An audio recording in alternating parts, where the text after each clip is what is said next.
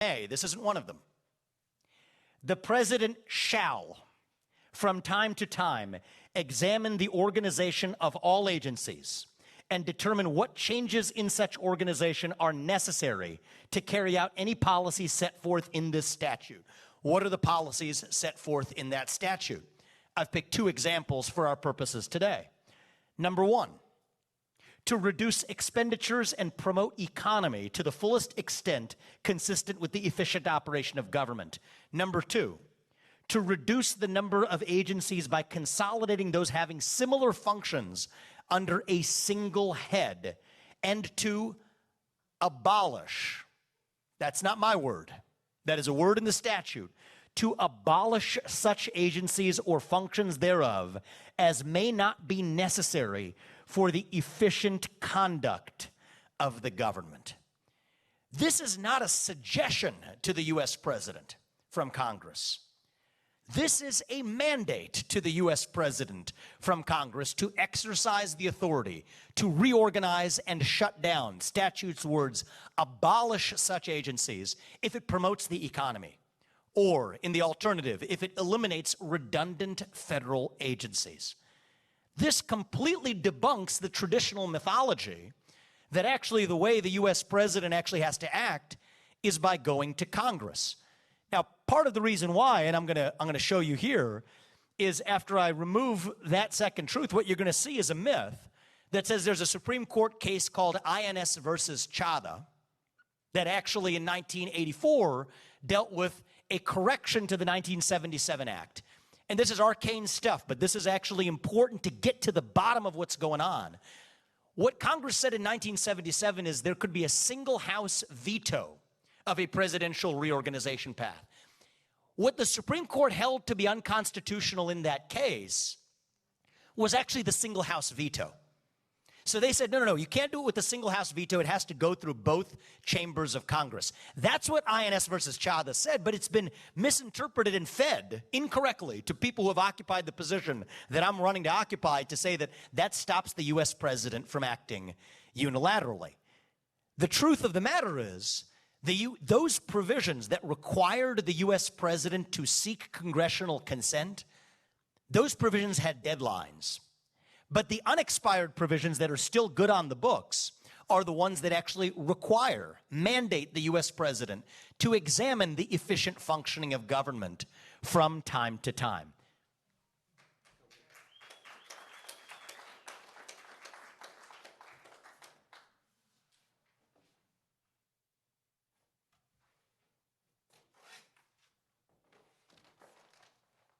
So now we're going to get into the specifics of how this actually works. Okay, what agencies are we actually going to shut down and how? I mean, the final real myth here that I think we got to pay attention to is this idea that the administrative state, as we know it, is somehow an impartial scientific management project that is able to take on what we the people can't be trusted with. This is what's actually at stake here. It is a skepticism of we the people and our ability to settle our differences on questions from climate change to racial injustice. See, the old world view was that the people can't be trusted. The people can't be trusted to sort out how to address existential climate change. If we leave it to the people, our planet's going to burn its way to pieces. We're going to have systemically inequitable results amongst different races. This is what's baked in. It is that old world monster rearing its head again that is fundamentally skeptical of a self-governing people.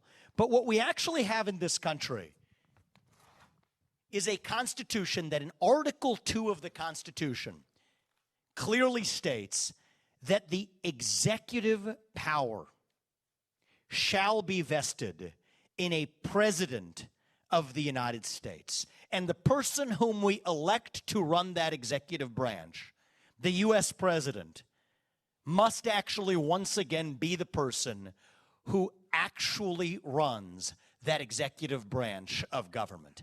That is the final myth that once we debunk it, we have democratic accountability once again, rather than puppets sitting in the White House, as I worry we have today, instruments of an administrative state. So the question is, how do we then, on the back of having debunked these myths, how do we actually proceed step by step to taking on and dismantling that administrative state? Well, it is the source of regulations, and we'll get to that in a second. But what about the regulations that are already on the books? This is where West Virginia versus EPA comes in. So this is likely the most important Supreme Court case of our lifetime when it comes to the ability to restore our constitutional republic. What the Supreme Court held here is that there are certain major policy questions.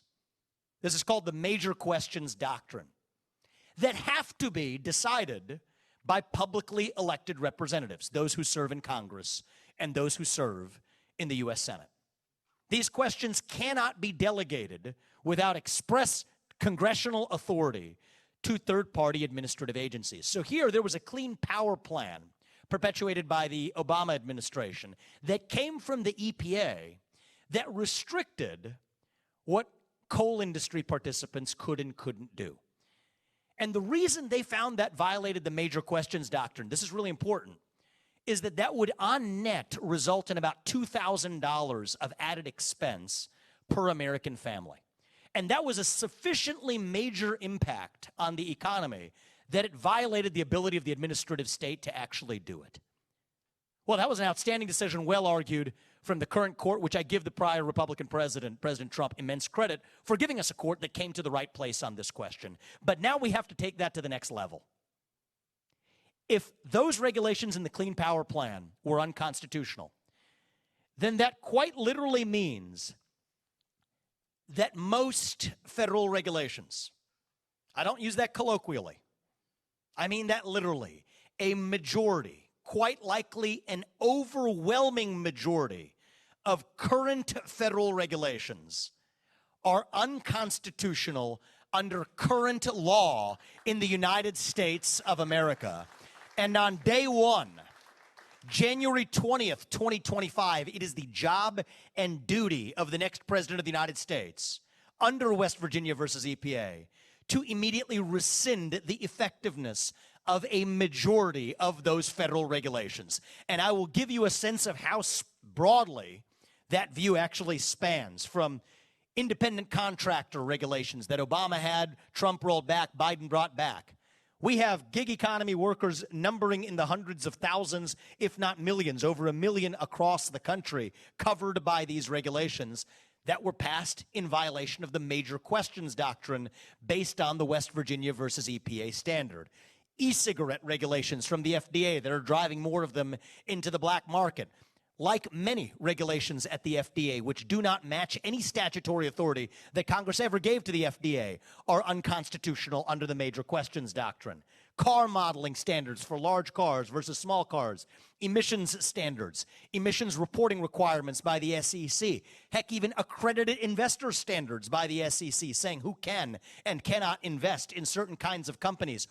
All of these fail the major questions doctrine test based on the impact they have on a family. If $2,000 per family is itself unconstitutional in the scope of impact, literally an overwhelming majority of these federal regulations will on their way to being rescinded during the first days of an administration that actually understands what's going on when it comes to the unconstitutional administrative state.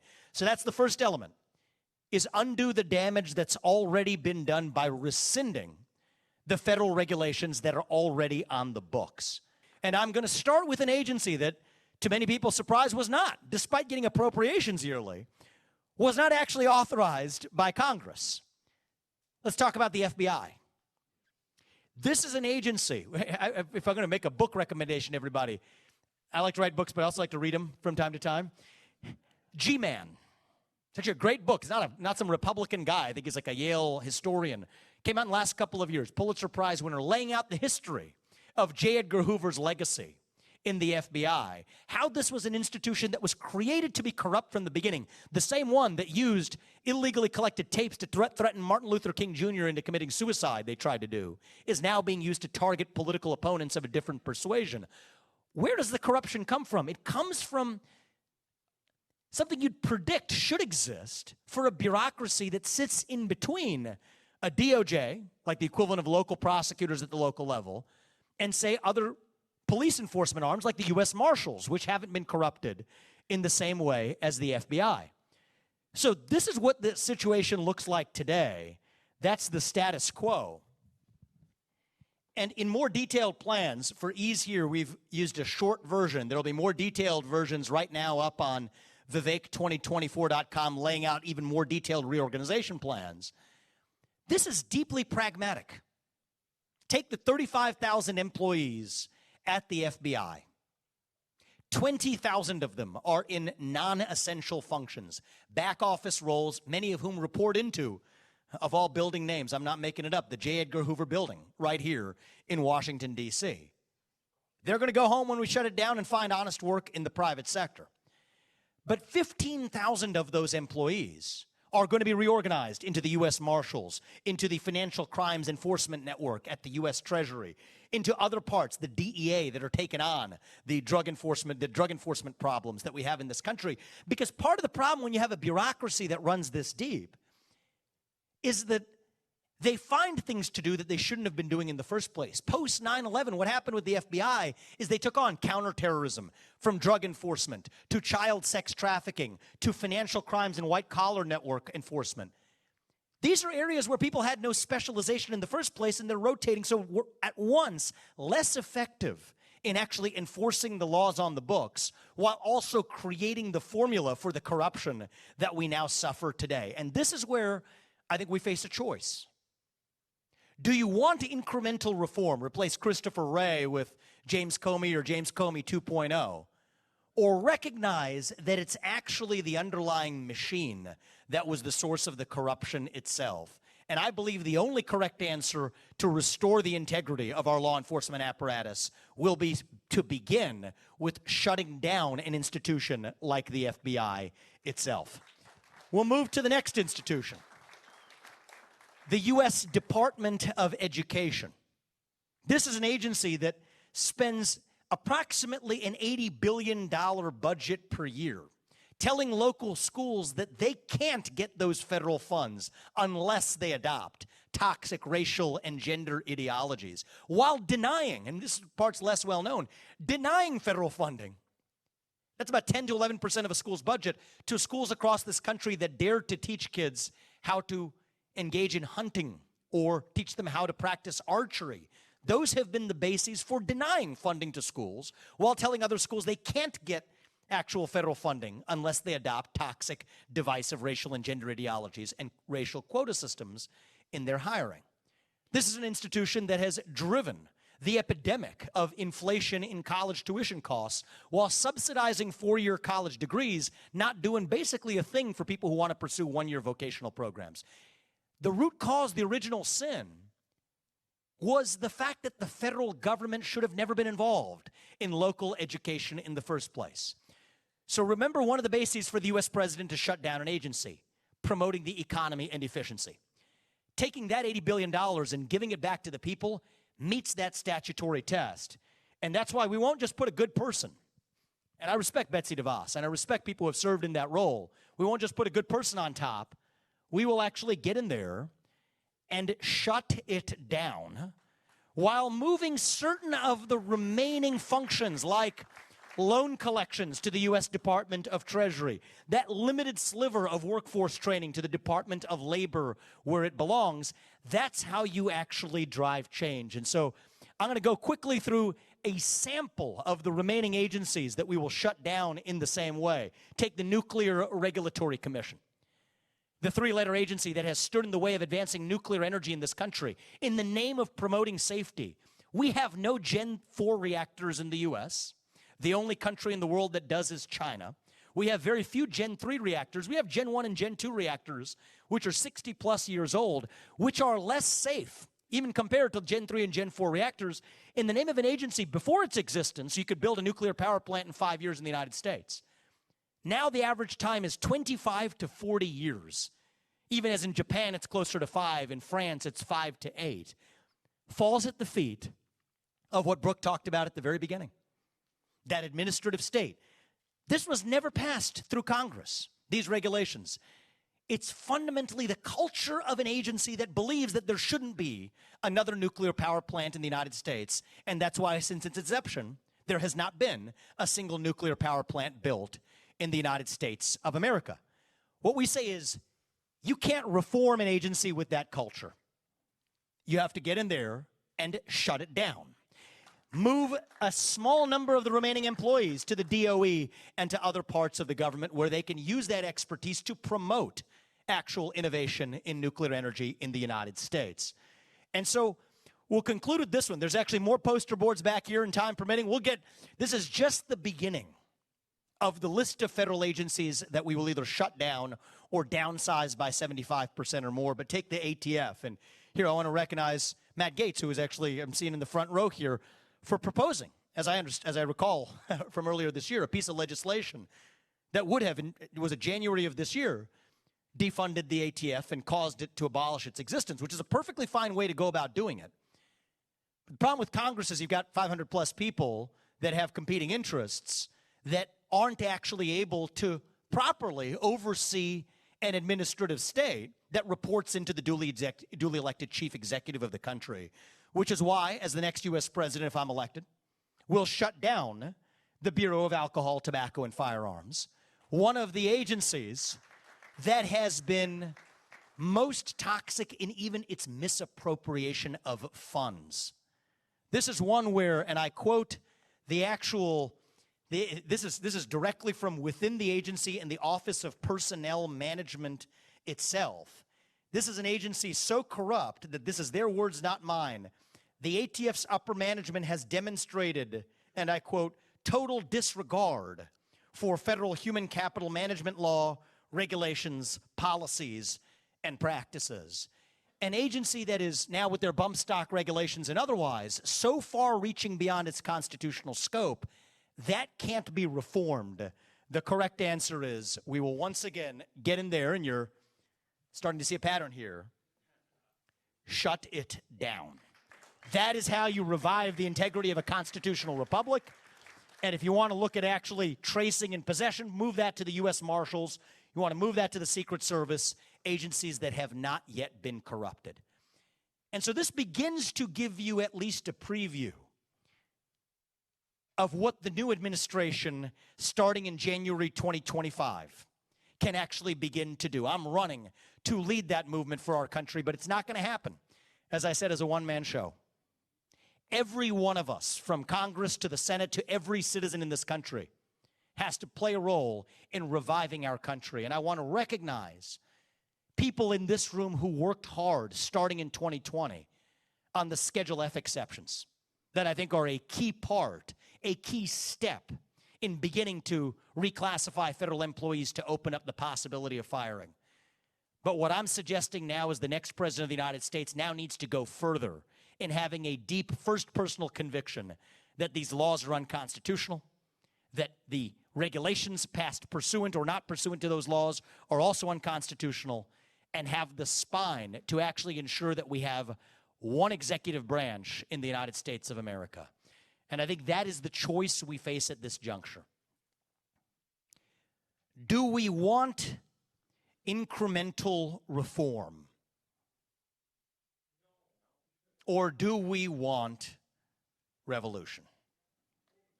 I stand on the side of a revival of those 1776 ideals. A revival of that idea that, yes, we the people create a government that is accountable to us, not the other way around. This is what unites us as Americans, and this is personal to me. I grew up into that generation where we were taught to celebrate our diversity and our differences so much that we forgot all of the ways we're really the same as Americans, bound by that common set of ideals. E pluribus unum means from many, one. That is the dream that won the American Revolution. That is the dream that reunited us after the Civil War. That is the dream that won us 2 world wars and the Cold War. That is the dream that still gives hope to the free world. And if we can revive that dream over group identity and domestic monarchy, then nobody in the world, not a nation, not a corporation, not a virus, not a 3-letter government agency is going to defeat us. That is what American exceptionalism is all about. And that is what we together will revive to save this great nation. Thank you all for coming today. May God bless you. God bless your families. And God bless our United States of America.